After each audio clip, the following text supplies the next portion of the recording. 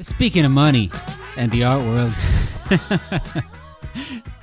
I maintain that there are worse things that you could spend your money on, you know. Yes, buying fine art products has been linked with money laundering in the past, but then again, what hasn't? On the other hand, here's something that isn't talked about so much. Some of the art is bought by private collectors, and I consider private collecting of most artworks to be an art in itself. We take it for granted that major works of art are all property of museums, but that isn't true. Some of the works owned by privates are donated to museums.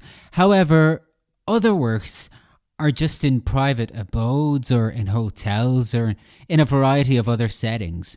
But speaking of art collecting being an art, there are people who buy artworks as a status of power, much like some people buy expensive cars and houses, flaunting that cash, you know what I'm talking about?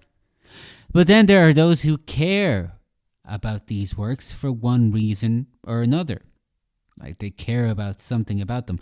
I myself have thought about collecting artworks that I buy off streets of places where I travel and collect stories from the artists themselves who made them, but may not be so well known.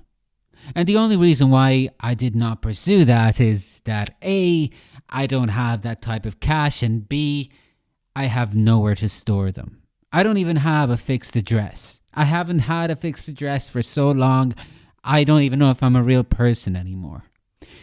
I'm constantly on the go. Nonetheless, it is something that I hope to do in the future because art collectors ultimately are a big part of the reason why art is allowed to exist and be conserved.